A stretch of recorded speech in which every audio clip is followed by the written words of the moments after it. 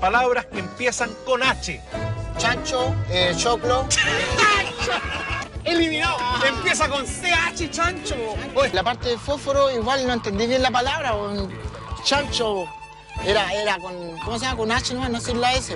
Y ahí me hueoné porque no... ¿Qué tal amigos? Esta semana regresamos al habla hispana, ya que comentaremos la vida y obra de Miguel de Unamuno y Hugo. Sí, así es su apellido. Este autor nació el 29 de septiembre de 1864 y no solo fue escritor, sino que también fue filósofo y tenía algo de historiador por ahí y perteneció a la generación del 98. ¿Qué es la generación del 98? Si me lo preguntan o me lo solicitan en los comentarios, tal vez haga un video sobre ese tema en el futuro. Este personaje estudió filosofía y letras en la Universidad de Madrid, época en la que leería fervientemente a autores como Thomas Carlyle, Herbert Spencer, Friedrich Hegel y Karl Marx, lo que lo motivaría a optar por una ideología de izquierda. Sin embargo, más adelante sería bastante crítico con políticos y movimientos de la misma tendencia. Y como dato curioso, que no tiene nada que ver con su vida literaria ni de escritor, es que en 1889 viajó a París para presenciar la inauguración de la Torre Eiffel. Nada que ver, pero valía la pena saberlo. En 1891 se casó con Concepción Lizarraga Encerrano, mujer de la que estaba enamorado desde que era niño, y juntos tuvieron 9 hijos. Recuerden que por aquel entonces no había internet. Más adelante veremos que la escritura de Unamuno va a estar bien influenciada por su vida o por el acontecer político, por lo que vale la pena echarle una mirada al tema. Es destacable que durante su infancia Unamuno vivió el asedio de su ciudad durante la Tercera Guerra Carlista en diciembre de 1873, la que duraría hasta mayo del año siguiente. Aclaro que la Tercera Guerra Carlista lo hago entre comillas porque hay una discusión histórica ahí si es que se le puede llamar así o no, discusión que en verdad no viene al caso, así que ahí lo dejo como dato para que lo averigüen si es que les interesa este tema más histórico. En octubre de 1984, ya de adulto, Unamuno ingresó en la agrupación socialista de Bilbao y colaboraría en el semanario La Lucha de Clases de dicha ciudad. Sin embargo, abandona el Partido Socialista en 1897, aquejado de una profunda depresión. Si bien se podría intuir o concluir que tiene que ver con una decepción por las ideologías izquierdistas, como veremos más adelante, la razón principal y la oficial fue que la depresión se vio motivada por la enfermedad de su hijo, que sufría de una meningitis que posteriormente devengaría en una hidrocefalia. Esta experiencia marcaría un antes y un después en la vida de este autor, ya que sus temáticas predilectas se trasladarían desde lo político / terrenal a lo místico / espiritual. Un reflejo de este cambio puede ser su libro La Esfinge, de 1897, en la que Ángel, el personaje de esta historia, se mete en el oscuro mundo de la política y va sufriendo una serie de decepciones que lo llevarían a incluso dejarse matar. Siguiendo con la beta política, Unamuno estaría tan comprometido con sus ideologías que se postularía como concejal por la conjunción republicano-socialista en las elecciones de 1931, y que les cuento que salió electo. Otro dato relevante en relación con la política es que cuando se inició la Guerra Civil Española de 1936 apoyó al bando de los sublevados, a pesar de que la izquierda por aquel entonces apoyaba al bando contrario, el que se denominaba como bando republicano. Por lo que para este punto ya se habrán dado cuenta que Unamuno fue bastante errático en cuanto a su apoyo político. Incluso en esta época llegó a ser un llamado general a todos los intelectuales europeos de la época para que apoyasen al bando de los sublevados, ya que este bando defendería la civilización occidental y la tradición cristiana. Pero tranquilos, que Unamuno tampoco era tan malo. Al poco andar se decepcionó del famoso bando de los sublevados. Razones hay por montones, pero se pueden agrupar en los siguientes hechos. El primero es el asedio que llevaron a cabo en la ciudad de Salamanca, el cual fue bastante violento y cruento. Y segundo, las millones de cartas que recibía él, ya que era un intelectual que apoyaba al bando, digamos era afín a este bando, de personas que le imploraban o le rogasen que intercediesen ante personas que habían sido detenidas ilegalmente. Sin embargo, según las palabras del propio autor, ya la gota que rebalsó el vaso sería una serie de detenciones ilegales y o asesinatos de muchos cercanos. Con esto él ya le puso punto final a su compromiso y canceló, por así decirlo, su apoyo al famoso bando de los sublevados. Pero ya, mucho estudio, mucha política, mucha fecha, vamos a lo que nos convoca, su vida literaria. Como ya podrán deducir, las temáticas de Unamuno fueron bastante variadas. Habló de política, un poco de historia, filosofía, cultura cívica y religión. Y asimismo se expresó en diversos géneros como novelas, poemas y ensayos. En este sentido, una de sus novelas más importantes es Paz en Guerra, de 1897, ya que es su primera novela oficial que es publicada y se basa en su infancia, la que vivió durante la Guerra Carlista, por lo que tiene mucho de novela histórica y está muy marcada por la violencia, la guerra y la política. En 1902 publica la novela Amor y Pedagogía, la que criticaba el sistema educativo de la época. En 1905 publica un ensayo sobre el Quijote y Sancho, dando a conocer una interpretación rupturista para ese tiempo.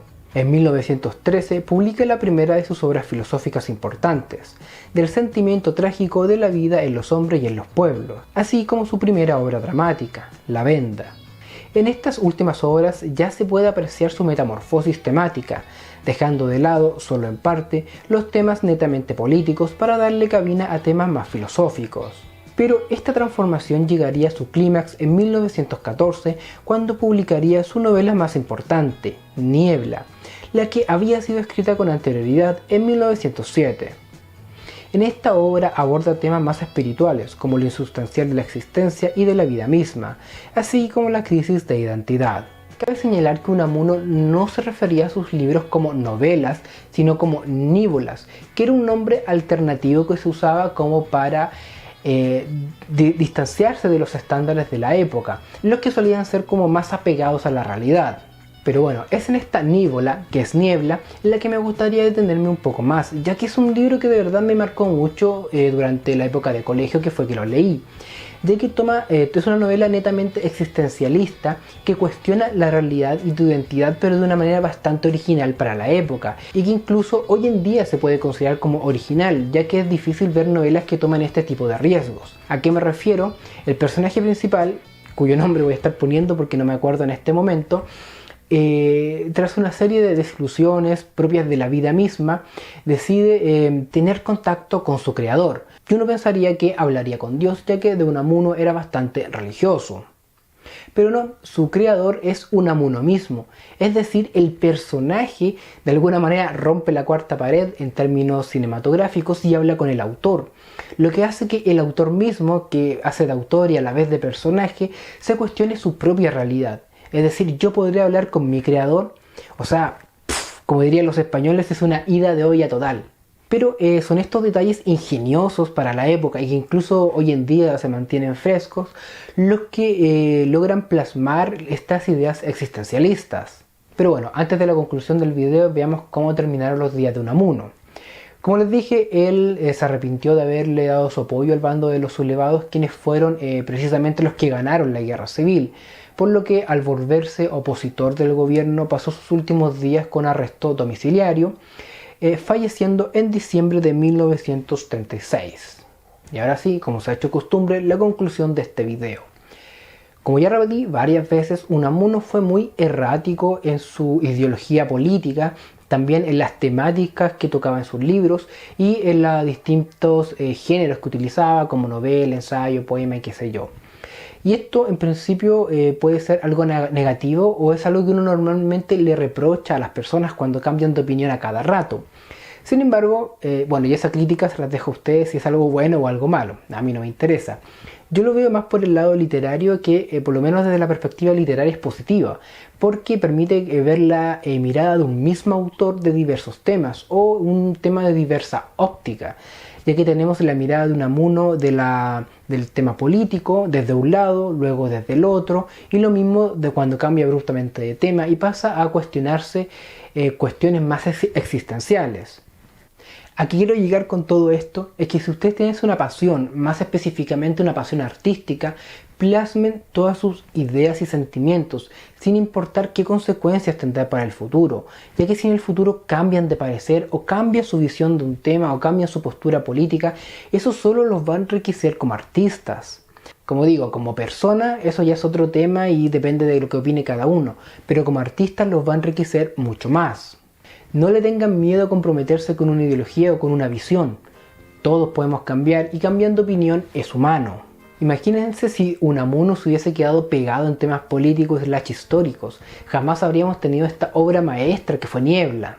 Y hablando de Niebla, nunca dejen de innovar, de crear, de intentar hacer cosas nuevas. Esto ya lo he dicho como en 2 videos anteriores, pero me parece muy importante, ya que hoy en día hay en todos los ámbitos artísticos esa mala costumbre de ver una fórmula exitosa y casarse con esa fórmula y no innovar mucho. Pero lo cual nos puede asegurar cierto éxito, pero nos impide destacar con novelas como en este caso de Niebla, donde imagínense que un personaje habla con el autor mismo, lo cual hace que el autor se cuestione su relación con su propio creador, que vendría siendo Dios. O sea, incluso hoy en día cuesta ver cosas así de creativas, imagínense para la época. Y esta discusión termina con una reflexión bastante interesante, ya que Unamuno le dice a su propio personaje que lo puede matar cuando quiera, pero el personaje le contesta que sí, que tiene razón, pero él va a revivir cada vez que alguien lo lea. O sea, imagínate lo meta de este diálogo. En cambio, cuando él falleciese, o sea Unamuno, no volvería a revivir, como lo puede hacer el personaje. Todo muy loco. Eso ha sido todo por esta semana. Recuerden que la gracia de este formato es hacer videos en los cuales se compacta mucha información, así que a veces paso por alto algunas cosas o resumo demasiado otras, pero no es como que si en un video hablo de un tema eso queda zanjado. Si es que hay un autor o un libro del cual yo ya haya hablado y les interesa profundizar, me lo hacen saber en los comentarios y hago un video más profundo y por ende más extenso. También les recuerdo que la meta final de este proyecto llamado Leyendas es crear una revista literaria digital para hacer esto mismo, ir comentando libros clásicos y también ir publicando cuentos, relatos o novelas de escritores que estén recién empezando en este mundo, comentarlos e ir dándolos a conocer. Así que si te gusta este proyecto y le tienes fe, me puedes apoyar suscribiéndote al canal, activando las notificaciones, dándole a me gusta al video, siguiéndome en Instagram, siguiéndome en TikTok. Y si ya definitivamente estás seguro que va a ser un éxito, puedes hacer un aporte único por Flow o suscribirte a mi Patreon, donde estaré publicando material exclusivo para los mecenas, cuando haya. Eso ha sido todo por esta semana, nos veremos la próxima.